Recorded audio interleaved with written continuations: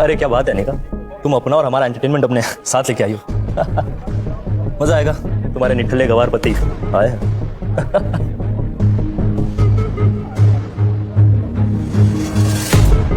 ओए नक्श, बहुत हो गया। मैं इतनी महंगी पार्टी में आए कैसे? मुझे भी इस पार्टी में आने का इनविटेशन मिला है। यहाँ का इनविटेशन? वो भी तुम जैसे निकम्मे बेरोजगार के पास? जानते भी हो यहाँ एक से बढ़कर एक करोड़पति आए हैं। इनके साथ उठना बैठना तो दूर, इनकी तरफ नजर उठाने की औकात भी नहीं है तुम्हारी। अनिका, मैं यहाँ किसी खास से मिलने आया हूँ, प्लीज मेरा टाइम वेस्ट मत करो। और मैं यहाँ भी तुमसे लड़ना नहीं चाहता हूँ।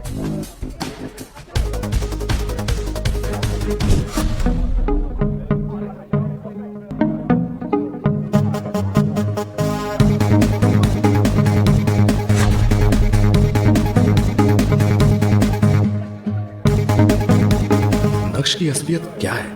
क्या वो घर में नौकरों की तरह रहने वाला नक्श है, या फिर सूट बूट में बॉडीगार्ड्स के बीच वीआईपी की तरह घूमने वाला मिस्टर भानुशाली? क्या नक्श सचमुच इतना अमीर है? क्या उसका इतना रुतबा है? अगर है तो वो क्यों जी रहा है ये गरीबों वाली जिंदगी?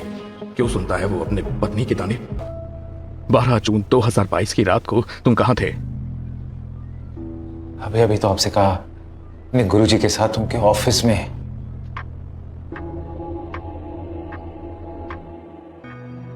देखो लक्ष्य, इस वक्त मैं बहुत बड़ी मुसीबत में हूं। यूं समझ लो कि तुमने अगर मेरी बात नहीं मानी तो सब कुछ खत्म हो जाएगा।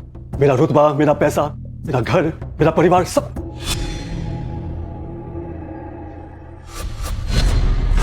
तुम भानुशाली ग्रुप ऑफ इंडस्ट्रीज के मालिक हो, वो कंपनी जिस वक्त देश की सबसे बड़ी कंपनी है और जिसका टर्नओवर 2000 करोड़ है।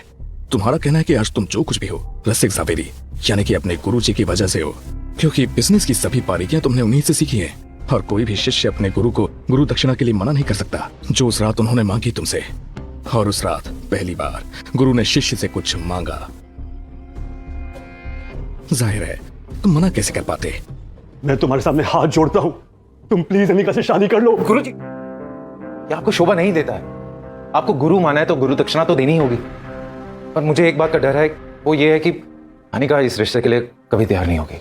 देखो लक्ष्य, मेरे पास समय बहुत कम बचा है और मैं कुछ ही दिनों का मेहमान हूं। अनिका का जो रिस्क है वो मुझ पे छोड़ दो, मैं सब कुछ ठीक कर दूंगा। लेकिन तुम्हें मेरी एक शर्त याद रखनी है। तुम्हें अगले 3 सालों तक अपने ही ससुराल में घर जवाई बन के रहना है।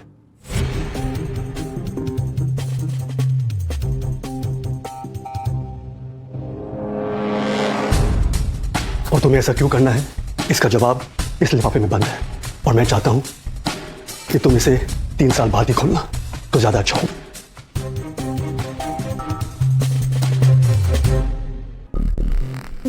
मैं तो तुझे अपने घर में जूते साफ करने के लिए भी ना रखूं। पापा ने न जाने क्या सोच के तुझ जैसे कंगाल को मेरा पति बना दिया।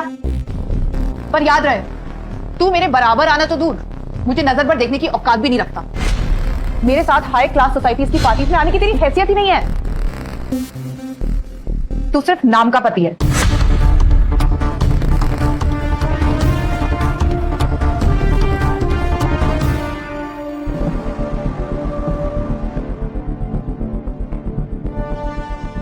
तुम नक्श को अपना पति मानने से क्यों इनकार कर रही हो?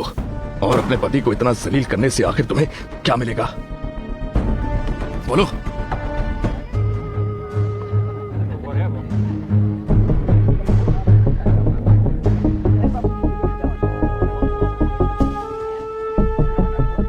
अरे क्या बात है निका, तुम अपना और हमारा एंटरटेनमेंट अपने साथ लेके आई हो। मजा आएगा, तुम्हारे निठल्ले गवार पति आए हैं।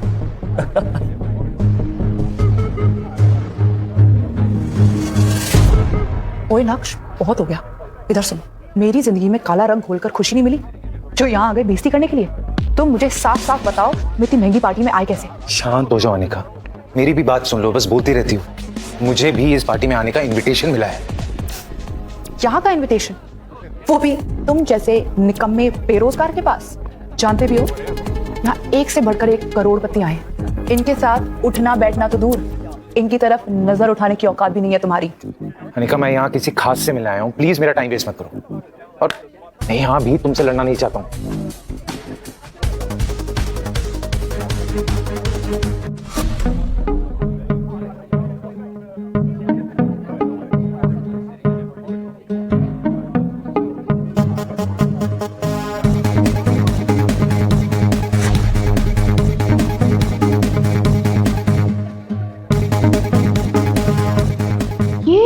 नक्श ने इतनी जल्दी इतने ब्रांडेड कपड़े कहां से पहन लिए? आखिर इस गरीब के पास आया तो आया कहां से ये सूट? और ऊपर से इसके आगे पीछे इतने बड़े बड़े बिजनेसमैन क्यों घूम रहे हैं? आखिर लोग इसे मिस्टर भानुशाली क्यों बुला रहे हैं? नक्श की असलियत क्या है? क्या वो घर में नौकरों की तरह रहने वाला नक्श है, या फिर सूट बूट में बॉडीगार्ड्स के बीच वीआईपी की तरह घूमने वाला मिस्टर भानुशाली? क्या नक्श सचमुच इतना अमीर है? क्या उसका इतना रुतबा है? अगर है तो वो क्यों जी रहा है ये गरीबों वाली जिंदगी? क्यों सुनता है वो अपने पत्नी के ताने? मैंने आपको सब कुछ बता दिया, प्लीज मुझे अब जाने दीजिए।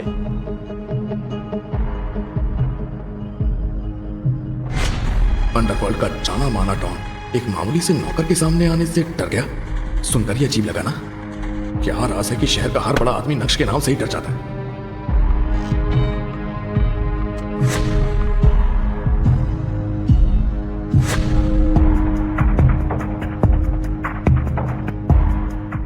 आज मेरे बाबा की बरसी है, क्या मैं कुछ देर के लिए मंदिर जा सकता हूँ?